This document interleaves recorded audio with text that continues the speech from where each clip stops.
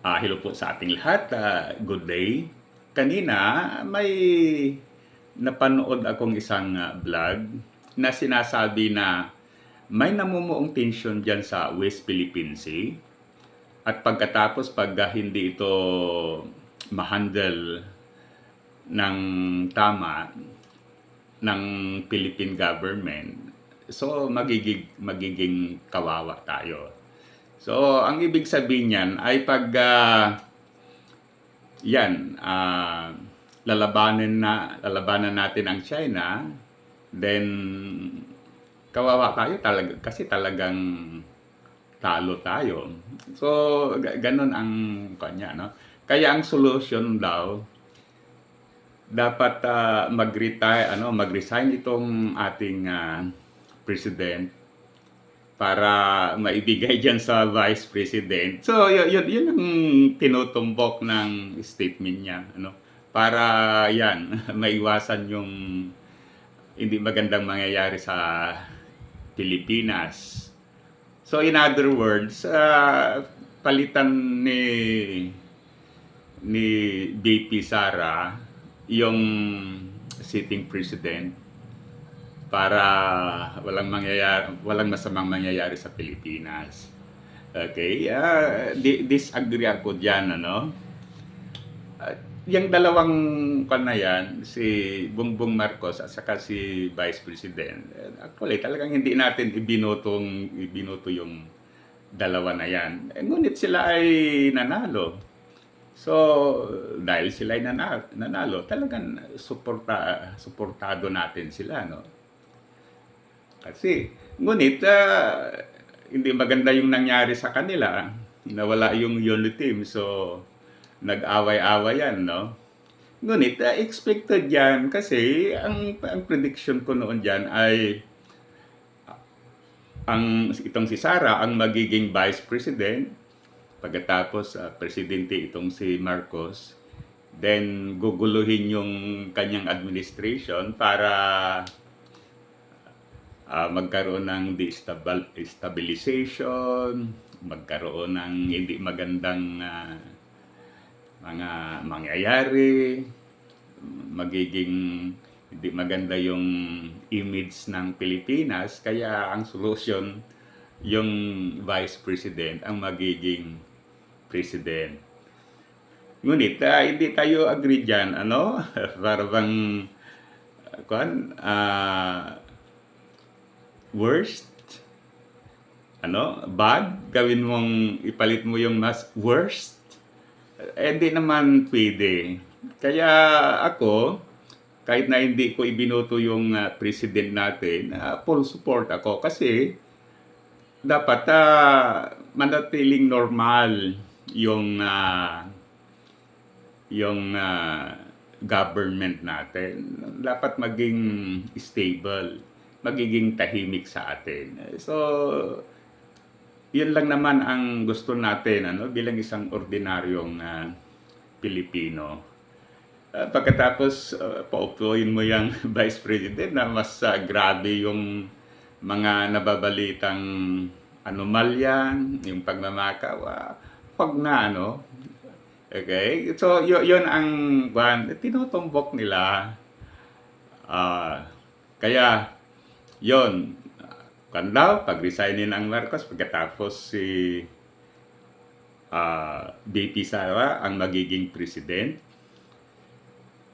Dahil yan ang solusyon para hindi walang masamang mangyari sa Pilipinas. Mali yan, ano? Okay. With regard yan sa tension, yan, ano? Kasi mahilig tayo sa history.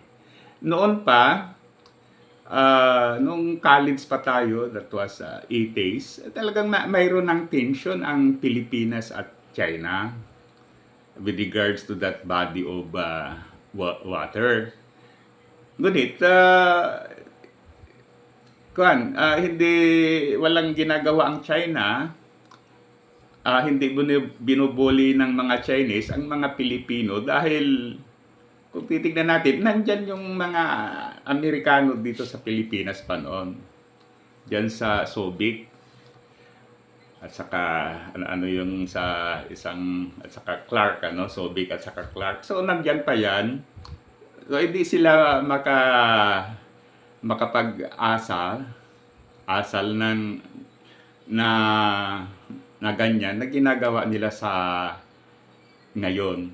Pagkatapos isa pa, wala pa silang they are not yet as powerful as now.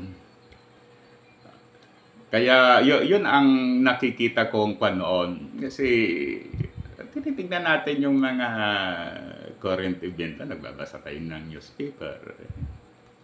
At saka iba pa ganun ang nangyayari. Kaya diyan sa sinasabi na may tension kaya dapat ang president.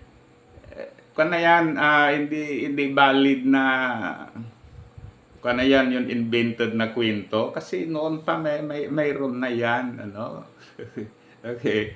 Sa bagay, halimbawa yung mga hindi nakakaintindi, ay ganun pala. May tension dahil kay Marcos, kaya ibagsak si Marcos. Maling yan, maling logic. Okay? Ngayon, with regards to that, noon pa yan, sa panahon ni Cory Aquino, panahon ni Fidel Ramos, sa panahon ni after Fidel Ramos, si Irap, si Gloria, tapos si Pinoy, at saka si Duterte, at saka sa ngayon, tuloy-tuloy pa rin yung pagbubuli actually ng Ngunit ang nagpakita ng strength o nagpakita ng sinyas na lalaban dahil mali na yung ginagawa ng mga Chinese. Actually, ay si Pinoy. Kaya dahil dyan, then inihablangan niya ang China sa Hague. Now, from that kaso na yan ng Pilipinas at saka China, ang nanalo ay Pilipinas. So sinasabi ng Hague Court sa kanilang decision na that belongs to the Philippines. In other words, yung possession, yung pag-aari niyan, yung ownership niyan ay sa Pilipinas based sa Hague decision. Ngayon, bakit kaunti yung nakikitang mga news sa pambubuli ng mga Chinese noon diyan sa West Philippine Sea?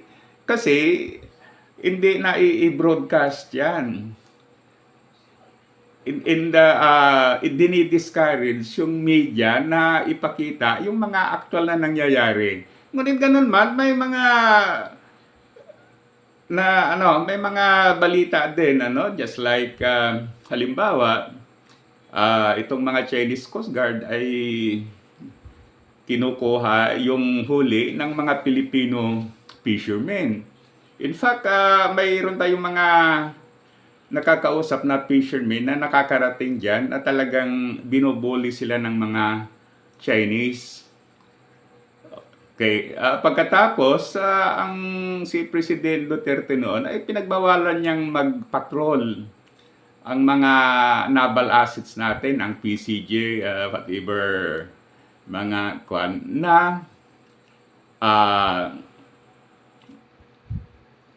na pupunta diyan Okay, kaya walang mga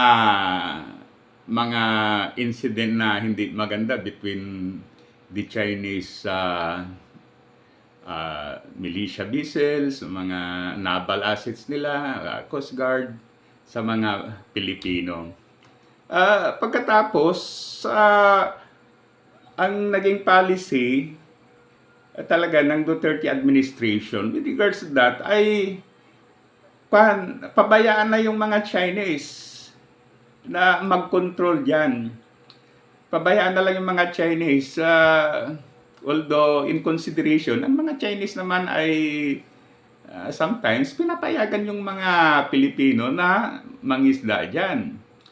Bagamat may mga balita nga na binubuli din yung mga Filipino fishermen, like alimbawa, kinukuha nila yung kanilang mga huli. Okay, kaya hindi na bago yung pagkakaroon ng tension diyan sa West Philippine Sea. Ngayon, alimbawa, magresign si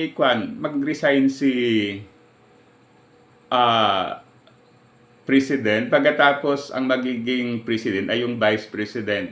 May stop kayo yung tension? Sa palagay ko, hindi. Kasi gusto talaga ng mga Chinese na kunin yan. Kaya the only way na expected talaga ay ibibigay na yan sa mga Chinese. Bahala na yung pag maging presidente yan si Juan.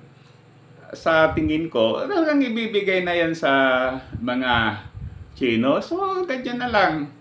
Para hindi na sila mambuli, hindi girahin ng mga Pilipino. So, kung anong gusto ng mga Chinese, ibigay na lang. Kung gusto nilang dagat, ibigay yung dagat. Kung mayroon silang lugar dito na gusto nilang kunin, ibigay na lang. So, yan ang nakikita natin under the Duterte administration. Pagkatapos, halimbawa, magkaroon ng girang Chinese sa ibang bansa, susuportan natin ang mga Chinese dahil siyempre nga, tayo, kontrolado nila. Perhaps yung government natin ay magiging puppet government of China. Ang ibig sabihin ng puppet government is whatever sasabihin, whatever instruction, whatever policies na gusto ng mga Chinese na gawin dito sa Pilipinas, din gagawin nila. So dahil kontrolado sila. Kaya huwag tayong maniwala diyan sa tension, Yan ay propaganda technique para ma-condition tayong mga Pilipino na may tension, paalisin yung president,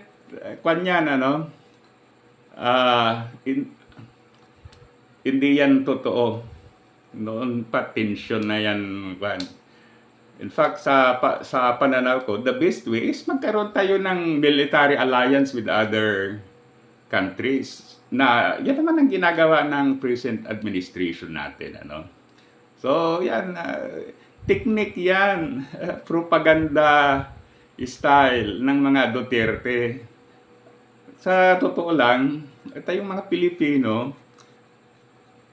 maliwanag naman na maka-China ang mga yan, huwag natin silang suportahan, Katapos imagine yung kanila, yung may-ari ng universe, grabe naman talaga yung offenses, not only here in the Philippines, but in other countries. So, tingnan natin, Okay, kaya, yan, huwag tayong maniwala sa mga propaganda ng kaninuman na ang plano ay